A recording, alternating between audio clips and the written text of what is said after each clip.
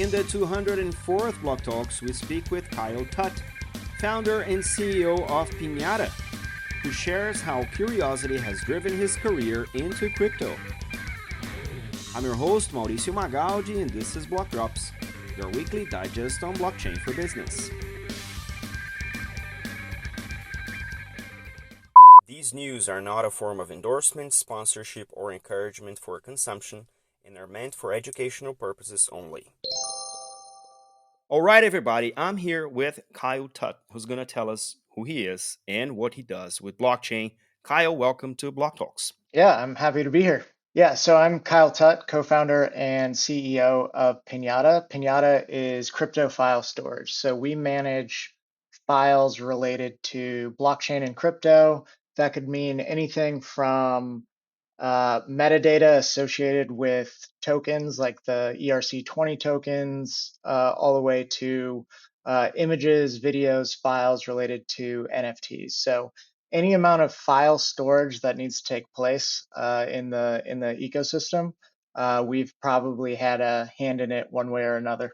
Your journey probably did not start by trying to solve decentralized data storage for blockchains. Yeah. Can you walk us through your superhero origin story? What was the early days of Kyle Tut, and how did you find blockchains? Yeah, it's certainly, I don't think it was a superhero journey, but it was more like a stumbling hero journey, maybe. So I'm based in Omaha, Nebraska, which back in 2015, 2016, there's a tech community here, but it's not like it's not huge. It's not Silicon Valley. It's not New York. It's not London. Some of the bigger cities. And but I was interested in tech, and I always wanted to start my own business, but I didn't know what it was going to be. When I was really young, my I told my mom I wanted to be a car mechanic, and instead of saying, "Hey, Kyle," she knew I was, pretty smart and had a lot in front of me. And instead of like killing the dream of being a car mechanic, what she told me was, "Hey, instead of being a car mechanic, you should own the mechanic shop."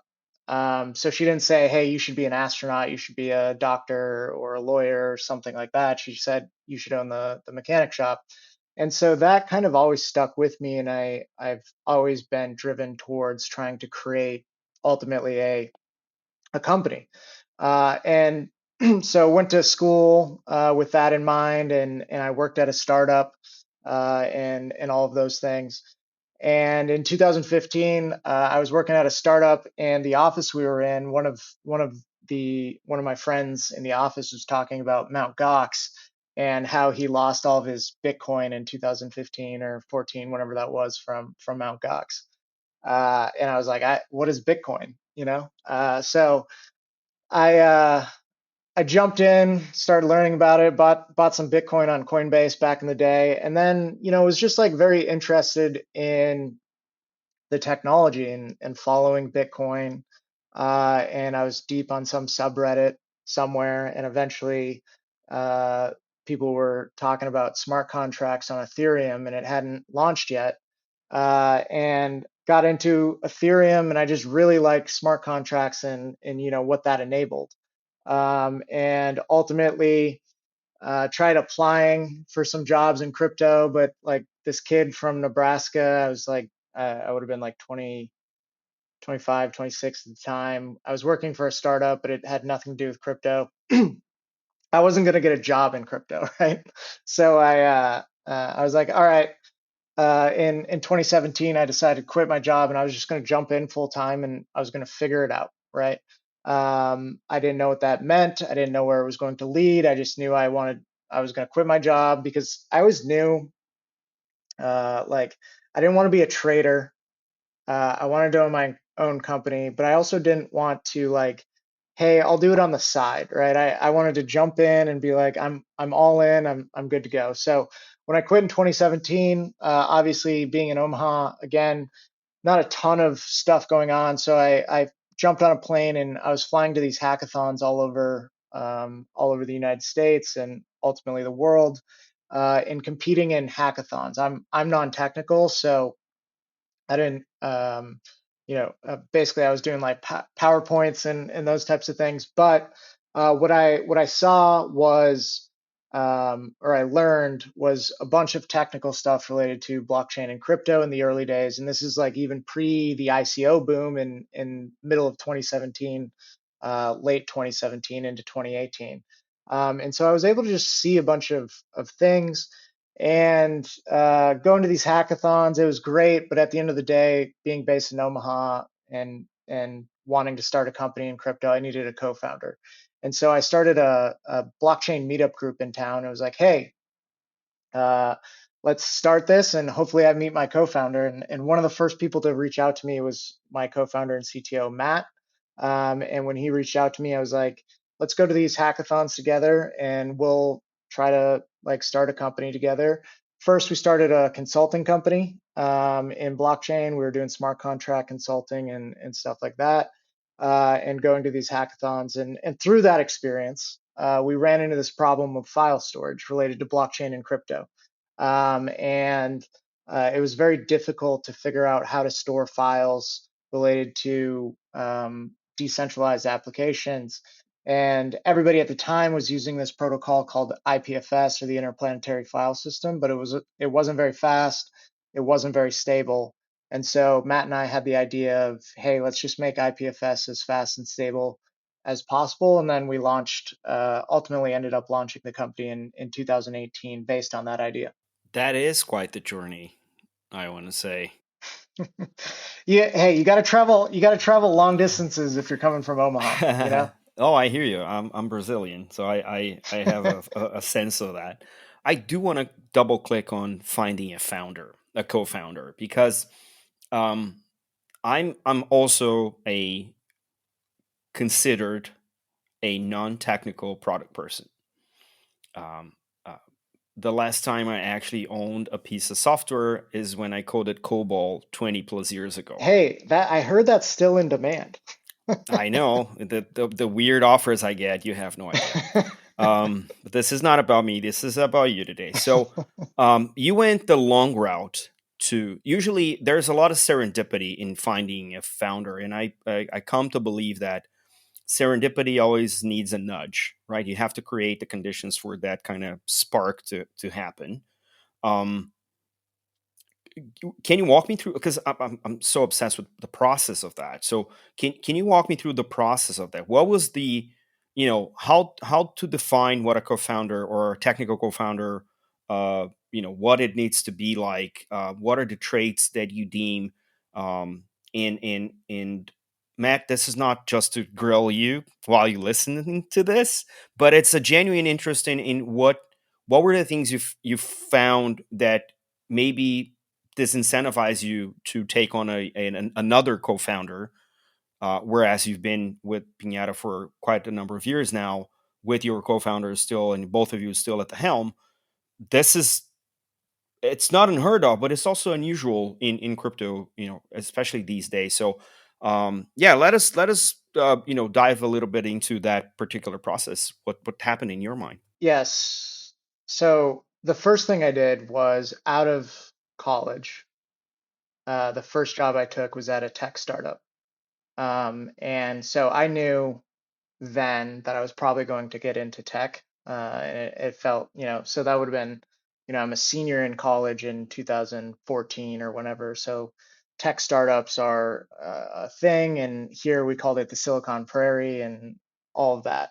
And so uh, I joined that tech startup so I could be closer ultimately to technical people, right?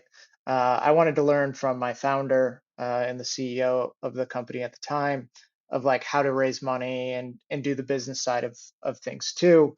But I also wanted to see the tech side. And so I spent a lot of time both with the business founder and also with the tech team. And I would, go to their meetups and like try to understand uh, deeply about like how do you build a cloud application and what's a good developer versus a bad developer and those types of things. So, from a very early standpoint, I was like focused on trying to figure out how do I how do I eventually get a tech founder as a non-technical person.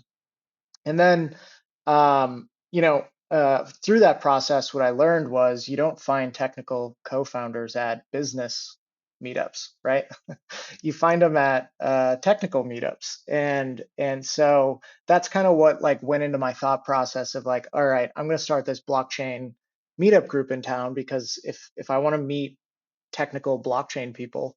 They're not going to be at, most likely they at the time they weren't going to be at the Bitcoin meetup because that was mostly going to be people that like to trade Bitcoin and like especially in the Midwest in the U.S. where it's like this commodity driven trading atmosphere. You weren't going to find the technical people. You had to focus on the technology itself. And so that's how I ended up finding him was focusing on the technology. And I remember with the meetup group, I was like, we're not going to talk about trading at all, and like I was very like precise on who was coming and what we were going to talk about. We weren't going to talk about the prices of crypto. Or anything like that. We're going to be like, all right, we'll read a white paper, but then we're going to deconstruct what does this white paper actually mean, and it attracted the right people. Ultimately, one of them being my co-founder. As far as Matt is concerned, he was already interested in entrepreneurship at the time, and he wanted to start his own company too. And so we were kind of on these parallel paths where he was very interested in crypto, and he was a developer, but he also wanted to start his own company as well. A lot of that driven by his dad and just where he came from. And so when we met, it was kind of like a perfect marriage, if you will, where we were both interested in starting a company. We were both interested in starting a company in blockchain and crypto, and ultimately we decided to do that after going to I don't remember how many hackathons it was, but a couple hackathons, and we ended up starting that consulting company. And to me and to him, I think that consulting company was like kind of a the engagement period, right? Where we're like trying to figure out can we work together or can we not? And then from that, we were ultimately able to parlay that into starting Piñata. And I think what's very important and one of the greatest things that Matt and I have in common is like obviously we want Piñata to succeed. We approach crypto and blockchain from a very long-term mindset. We started Piñata in 2018, so we've been around for a long time. Um, but we have a lot of the same like morals and ethics and those types of things, and have a very being from Nebraska, we have a very similar kind of mindset in how we approach the space and what we think it's going to do. And we also have like a lot of practical our approach is very practical. And I think having that similarity uh, over time has been a huge advantage as we've gone through the ups and downs of crypto and then the ups and downs of running companies together. It seems very sensible to start this partnership as a services organization because the uplift is much smaller. You don't have assets. It's just, Yep. your ability to attract businesses and then perform over whatever the agreed upon is. Yeah, it was me going out and selling the ability for Matt to do smart contracts, right? Like that's ultimately what it was. Could I find people that needed smart contract development? And we were able to do that. The one key thing there though is a lot of people will go into services and then they can't make the clean break into a product company. And again, this is where Matt and I were very aligned is, we were making some good money doing consulting, but at the end of the day, we wanted to create a company that was a product that we could sell to other people that was not a services-based business. And we made that clean cut. And so, and the way we did it was interesting, where we ran this consulting company as long as we could. In the early days, it was just like barely feeding us. Towards the end, we were investing all of the money that we possibly could from consulting into Piñata itself to make it successful. and to ultimately get to where we wanted to go from a product standpoint at Piñata. But in my opinion, it's very difficult to um, make that clean cut, and a lot of people don't. What they'll do is they'll like do a consulting business, but they're making just really good money from the consulting, and to make that clean cut, ultimately there's a pay cut, and Matt and I were willing to do that, and that was something that was very difficult, but ultimately paid off in the long run. I like that. And also, I mean, when you're getting paid for your efforts, it's pretty comfortable, right? It's hard to break away from comfort, but it's also hard to scale a services business because people don't generally scale. I mean, now with the age of AI, you could start debating, but still, it's not the person or the people; it's the AI scaling, right? So there is that.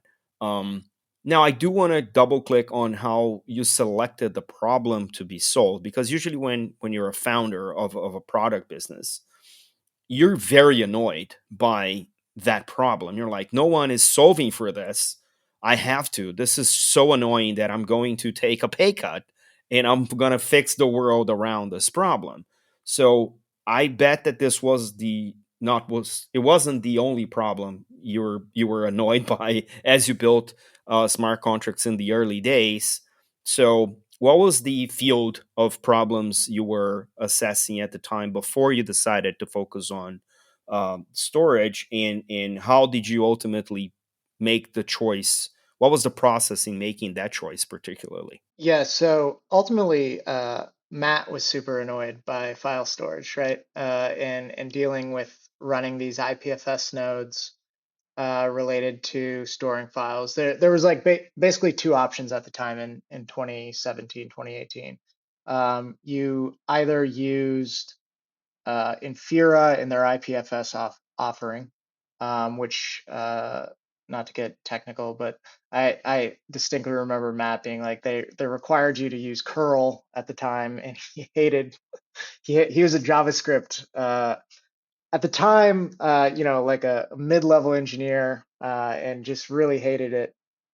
And or you ran your own IPFS node, but like to run your own IPFS node, obviously there's a lot of DevOps that goes into that, and it was more work than ultimately it was worth. And so ultimately, the whole idea of the company comes down to Matt was annoyed with file storage related to blockchain and crypto. Obviously, we were looking at other concepts in the space. We were looking at concepts of tokenization, managing smart contracts, all of those things. But again, it goes back to one of the things that Matt and I have been deeply, um, uh, you know, aligned on was practicalness within blockchain and crypto. And is this hype driven, or is this like actually solving a real problem? And again, because we've been in the space since 2017, we've seen 2017 ICOs, 2018 DeFi summer. We've seen crypto winters. We've seen the NFT booms, and the meme coin booms, and everything in between. But ultimately, what we are focused on and what we believe in is um, you have to store files somewhere. Traditional file storage, if you attach it to a blockchain, loses cryptographic properties of the blockchain itself, and IPFS provides and solves for that. And that like very simple truth is extremely valuable. And again, we're still like working against some of the space and some of the trends, but we know that's like fundamentally true, and it long term is going to be something that is extremely valuable in the future. And so that's what we're always working towards. And again, it's a very long term mindset, and we've been in this for a long time, but ultimately, um, you know, we think the way that we perceive computing with blockchain and crypto, it's going to go our way long term, and from that we'll be able to build a successful company. Cool. Let's explore a little bit more use cases. One of the core things we do here on Block Drops is to explain the technology through the lenses of the problems it's solving. So I want to do that a little bit with you. From everything you guys built and helped build through Piñata so far, would you consider the top three most interesting or maybe unusual use cases that you've supported? Because the run of the mill is like, as you said, like NFTs and DeFi and trading, and now we're we're living through the stablecoin summer. God help us. Yep. So what were the Hopefully the dollar will be a dollar at the end of well, it. I mean, if you talk to maxis, Bitcoin maxis, a Bitcoin is always worth one Bitcoin. So you go to dollar maxis or economists on the real world, they'll tell you the same. But in terms of Pinata, what's that? What are the top three most interesting use cases you've seen people use Pinata for? I'm going to actually start with the fundamental problem we solve, which is when you store a file in traditional cloud systems, that file can be swapped out without you knowing it. And so what IPFS solves is it does this thing where it generates what's called a content identifier, or CID, for every single file. So when you upload a file to us, we generate a CID, and then that CID, which is unique to that file, is printed on chain, either in a token or it's signed or something is happening on chain, where we're able to verifiably prove that that file is what it's supposed to be, right? And that's a very powerful kind of paradigm shift compared to the way that the traditional file storage cloud works. Where we got a lot of our traction in the early days was with NFTs. And the reason for that, before it became, 2021, 2022 NFTs, it was 2019, early 2020 NFTs, which was like, hey, we're storing these images that are artwork. It was a very simplistic kind of view of the world, but it was, hey, we're storing this file related to a piece of art on chain. We need a way to verify and authenticate that this file is what it's supposed to be, so that we can prove it, right? And I think a lot of people in the NFT boom would like understand that concept. Where it's going is that's like a toy use case, right? That's a toy market. Where it's going is we need to be able to verifiably prove that every piece of data is what it's supposed to be at all times. And the reason we need to do that is because of things like AI and just fraud in general, whether it's AI helped or not, doesn't matter. Effectively, what can happen is data can be changed at any point, and you can't verify that it was changed or not. And so that's what I was always excited about is like, okay, how do we like solve this problem? And then how do we tokenize the data to then like transfer it between parties and do it in a verifiable way? So if you create a, now we'll call it an RWA, but if you create an asset through data, how can I verify that that asset that I'm trying to trade on a blockchain from London is the same asset that I'm trying to trade in Nebraska? And the way you do that is you create a token on chain and you have verifiable data and authenticated data through IPFS off chain together. And you put those two things together and you have this very, very powerful paradigm. Unfortunately for us, or fortunately too, like we had a lot of success during the NFT boom, but it kind of went off the rails where we're obviously trading $1 million NFTs that probably aren't worth that. But that is a computing paradigm, not a trading paradigm. And the speculation that happened during that boom, um, uh, I think, still advanced the space forward. Same with meme coins. We ultimately think it's actually advancing the space forward. However, we think the real use case long term is just we need to verify this data and we need to ensure that it is real. And so the example I would give um, is any kind of data set that we're trying to prove related to a real world asset, whether it's an image like an NFT that people traditionally think about, or it's some data set representing, a car, a piece of real estate, anything like that. Um, that data needs to be verifiably true if we want to be able to trade it globally 24/7, 365, right? And that's the things that we're focused on long term. And and we're always willing as a company to, be a part of the trends within crypto because we think it has a good, a good end state. But ultimately, that's the long-term vision that we're looking for. We're watching quote unquote institutionals coming in to crypto finally. We had an early moment with crypto spot ETFs, which kind of was like the coming of age of crypto, if you will. Crypto as an asset class more than a technology. We're now seeing RWA, which I'm an old finance guy.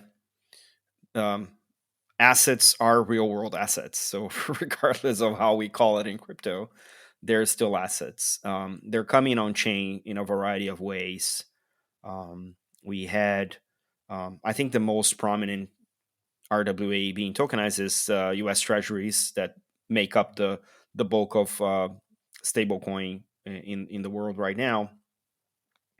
In that capacity, what has been from a demands perspective for those use cases? What's been the biggest challenge for Piñata? Is it that the institutionals are coming and they have different technology paradigms?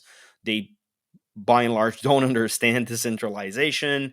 What has been your experience in dealing with the institutionals at this stage, and how ready or not are they to really undertake the decentralized paradigm? Yeah, so the biggest issue is, and it's a meme, everybody's heard it, where it's like blockchain fixes this, right? At the end of the day, blockchain does not fix the problem, and the reason is because if it's not connected on chain in a verifiable way, then you have risk, right? So let's say you're tokenizing a car. The physical car is sitting in Detroit, and the token is sitting on a blockchain that can be traded globally. Now, if you can't verifiably prove where that car is and what that car is and the condition of that car at all times, you're introducing risk into being able to trade it from a tokenization standpoint, right?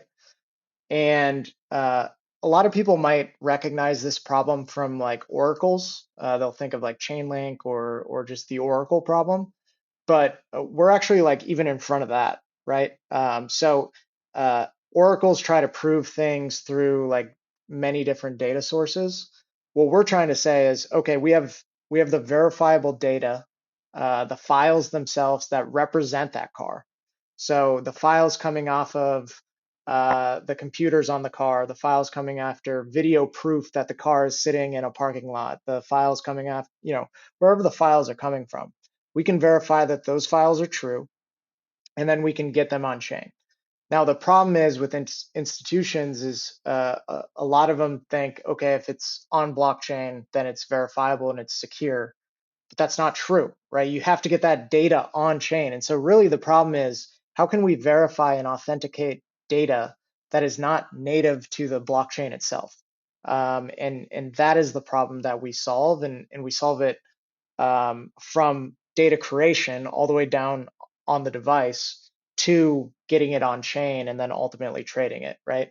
And so that's the biggest part is people think blockchain solves everything, and it's actually it's a much bigger computing paradigm where you have to know the device. Do you trust the device? Where's the data coming from? Can you get it to the chain? And then once it's on chain, then you can start trusting it from there. But until you get it to the chain, you can't really trust it. I like the way you're approaching this because I have a big problem with the so-called phygital, which brand marketeers love. Oh, this is a phygital, sneaker because it's going to be on chain. You can redeem it at the store. Great. From on chain to off chain, fine, because natively on chain you can have a lot of verifiability. But if you're tracing goods on a supply chain where you can't tell if that pork chop is that one pork chop, because most pork chops are fungible, then you can't possibly trace that genuinely. So the phygital one way, meaning from digital to physical, works okay. From physical to digital, it's where the big challenge is. And obviously, as a brand marketer, people tend to just oversimplify everything because, as you said, blockchain solves this. But I think I'm with you. Do you want to elaborate on that story you mentioned? Yeah, so and this is what Pinata solves, and we're going to solve into the future, is how do we get that data into a format that is verifiable and provable, and then connect it to a blockchain, whatever blockchain, it doesn't matter to us. But my first, I wrote a blog in, it was December 30th, 2017, and I said ERC 721, which at the time we didn't call them NFTs yet. The blog was called ERC 721, a farming use case. And because I'm in Nebraska and in the middle of the United States and farming country, what I uh, what I applied it to was, okay, we're going to create a digital data set off of farming that can represent a single acre. So we can use GPS data, and then we're going to use combines and tractors have a ton of data that is flowing off of it at all times. And so it's called precision agriculture, and you can take that data and you can represent that acre, and you know how many seeds you planted in that single acre, and then you know how much inputs you put, so fertilizer and all of these different things, right? You can prove all of that with this data. And what I did was I attached it to an NFT and said, "Hey, we can do this, right?" So that was my first. That was 2017. That was my idea of what NFTs were going to be, and then ultimately they became what they became. But the other thing I did, again, very of my area, is Nebraska is called the beef state, and we have a lot of cattle. And one of the things I had to focus on here when I was doing consulting was how do we identify cattle and get them onto a blockchain? And that's a very difficult problem. It's actually very similar to any kind of asset of like, how do you figure out how to uh, put this cattle on chain and prove it when it's out? In Nebraska, there's not a lot of people. There's not a lot of internet, especially back then, pre like Starlink. How do you prove that this animal is what it's supposed to be? And so we had to create these large data sets from any data point that we possibly could to prove that this animal is true. And one of the ways is, using video and images and all these different kind of data sets to prove that this animal is what it is. But I spent so much time trying to figure out how do I prove that a physical object, is what it's supposed to be. And ultimately the answer is data and files, and you want as many, as long as it's like economically viable, as many data sets and files as possible related to that, right? And so if you can get video data and you can get IoT data and you can get GPS data and you can combine those all together, then you can verify that this object is what it's supposed to be, and then you can attach it on chain, and then you can trade it all you want. But you have to have that data. And there's a lot of ways that data can be um, fraudulently attacked. Supply chain attacks and things like that related to data are all possible. But ultimately, with things like IPFS and CIDs and all of that, we're securing it all the way down to the device that is generating the data about that asset. And so, as you continue to like build this out, you get into robots and AI and all of that stuff, and it all kind of like combines into this new paradigm. And that's the thing that I get excited about, right? Like it's NFTs, as most people think about them, is like one portion, and again, it's a toy market of that. But what I just described is kind of that deep underlying way that we're going to get every single thing on chain and then make it tradable in the future in a reliable way where it's verifiable. And if we have verifiable data, we have verifiable markets. And if we have verifiable markets, we have verifiable economies. And that's ultimately where I want to go. I like the vision, and I think it's worth kind of highlighting that RWAs being tokenized the way they are is pretty much it's very centralized. You might be using the blockchain as the trading rail, but it is centralized by a an intermediary. What I heard you describe is taking decentralization ultimately to the edges where we may not have necessarily the devices to interact directly with the blockchain, but we can have verifiability in a decentralized storage and then allow that data, because it's always about the data. First time I came across, the Bitcoin white paper, it wasn't about the trading potential of that asset, but about the data transitioning or transactioning of the data on a different rail. So yes, I absolutely applaud you guys for taking that to the edges. On that point, I think one of the things that a lot of people may not understand is at the end of the day, storing data on chain is exponentially expensive. And so you can't store all data on chain. It's impossible. And so once you understand that, you have to realize, okay, then if we're storing data off chain, what are the attack vectors? And then running a blockchain node on every single device is also not tenable, right? And so really what we need to be able to do is somehow sign data on chain or sign data on device to prove that that data is verifiable, and so that we can get it on chain in a verifiable manner, right? And so ultimately what I believe is going to happen is we're going to have wallets, not nodes, wallets from whatever your blockchain of choice on every single blockchain so that we can sign these CIDs. If we can sign the CIDs on device, we have cryptographic verifiable proof that the files came from that device and they haven't been corrupted. And if they have been corrupted, there's a red flag that's being sent that says, hey, this stuff's been interfered with in some way or another. If we can do that, then we're in a really, really good position and we're able to defend against, fraudulent actors with AI or whatever the attack vectors are going to be. We're going to be able to defend against that. But where we're at today, we're not there. But ultimately, I do believe we have to have wallets on every single device. So whether it's your phone, your laptop, or the server itself in the cloud, they're all going to have wallets and they're all going to be signing data so that we can verify that the data is what it's supposed to be. You're a founder in Web3.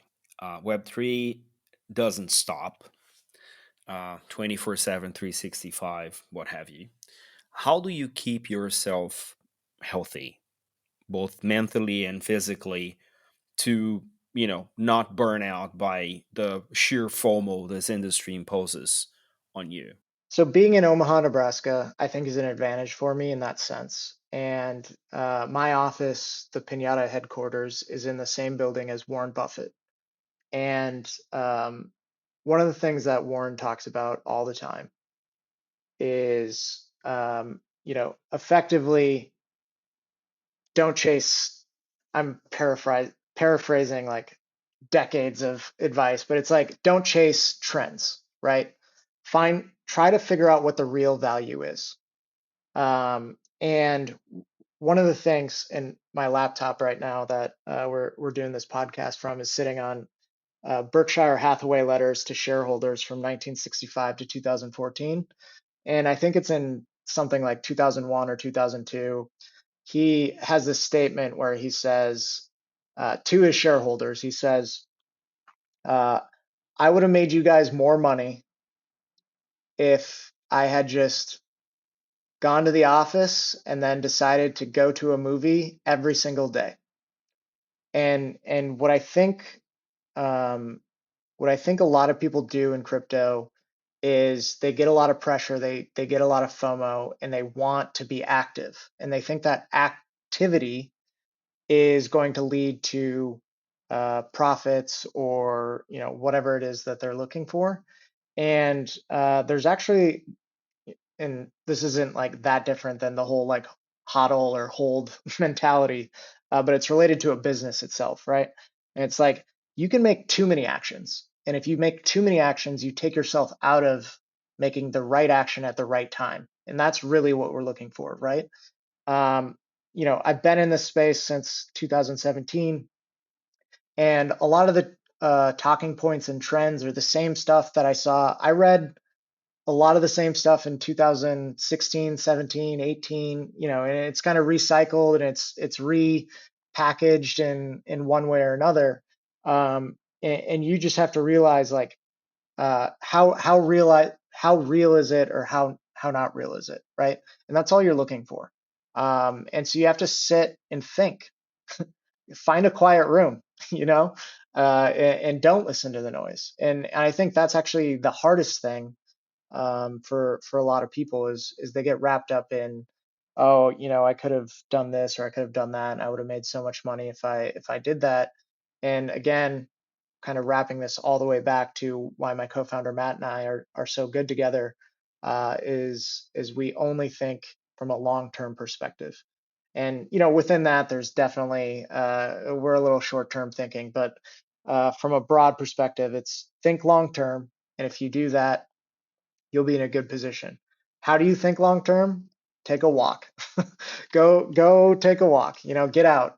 Don't look at Twitter. Don't look at all those things, and really think about things. And that's a difficult thing, I think, in today's society, with constant constant communication and constant reading, whether it's Twitter or something else, Discord or whatever.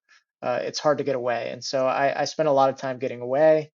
I don't take my phone with me when I leave the house on the weekends. I don't have my phone with me most of the weekend, and I deeply value that kind of like alone time to think deeply about something. And then, I'll plug back in. I'm not ignorant to what's happening on the day to day, but you have to have that alone time. Otherwise, you'll get burned out for sure.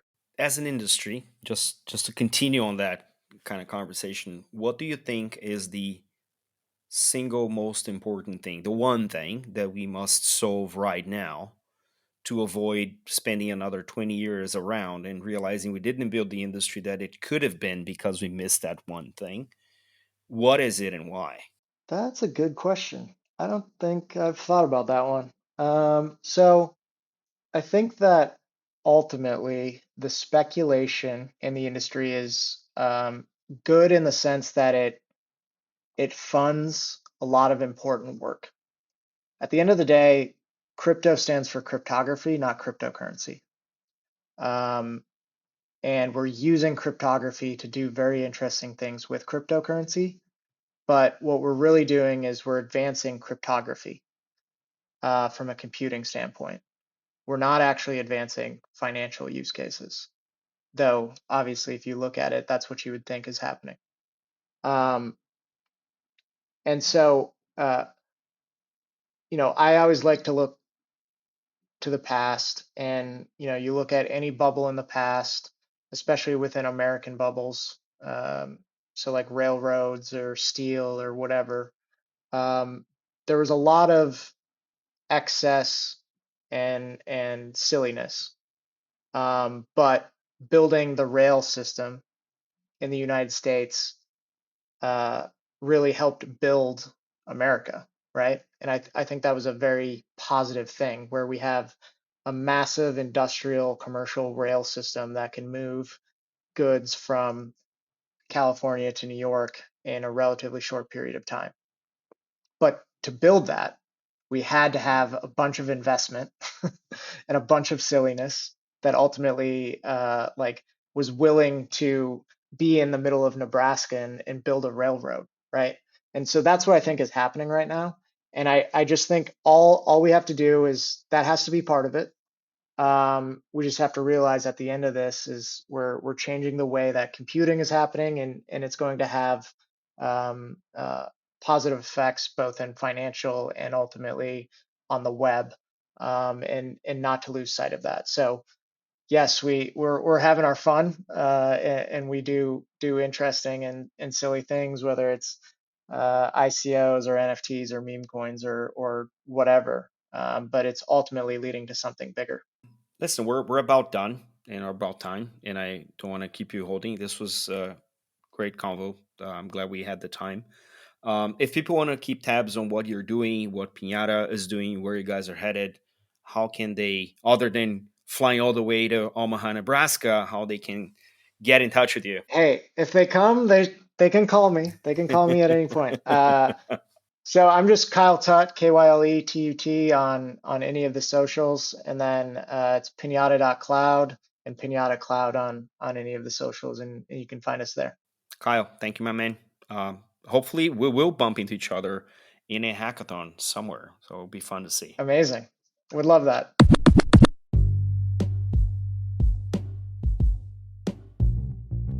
Catch us online.